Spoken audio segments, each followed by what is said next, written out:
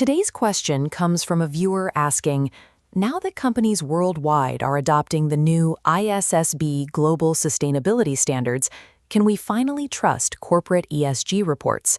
For context, the ISSB is the International Sustainability Standards Board, a group that creates global baselines for corporate sustainability disclosures.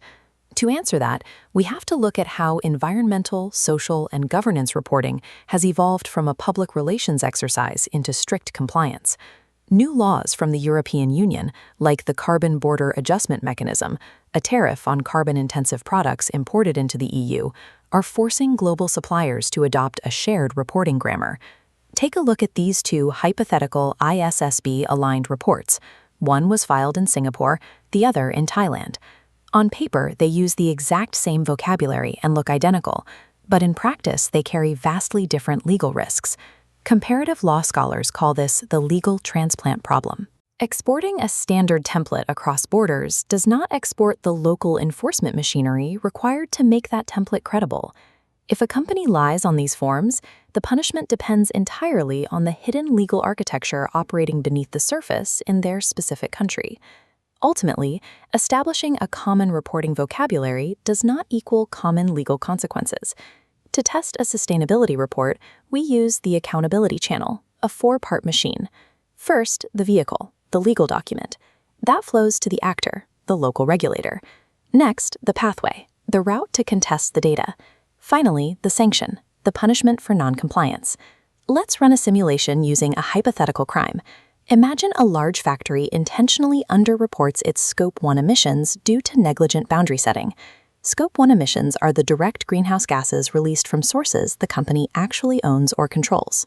To find out if an ISSB report is real or purely performative, we need to drop this exact same crime into two completely different national machines. First, we process the fraud through Singapore. This is an activist common law system designed to continuously calibrate the market. In Singapore, the vehicle for this emissions data is heavily reinforced. It is tied directly to hard fiscal liability through the Carbon Pricing Act, meaning the data acts as an administrative tax base.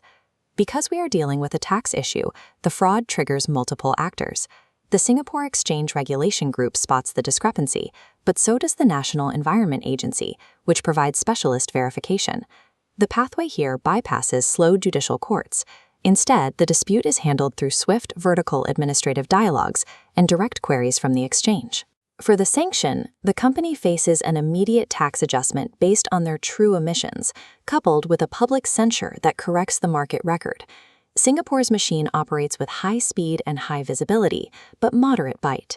It cleans up the bad data rapidly without destroying the company's ability to operate.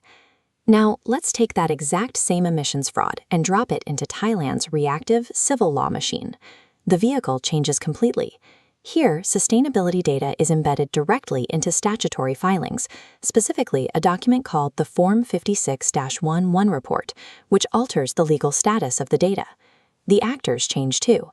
The fraud enters the crosshairs of the Securities and Exchange Commission, but it also becomes subject to the authority of Thailand's administrative courts. The pathway opens up to the public. This system allows civil society groups and investors to launch administrative legality reviews and private class action lawsuits against the company, and even sue the state for failing to supervise them. The sanction can be severe. In a landmark 2025 case over PM 2.5 particulate pollution, fine inhalable particles that cause serious health issues, the Supreme Administrative Court proved it can issue deeply disruptive remedies, effectively compelling state action to designate pollution control zones.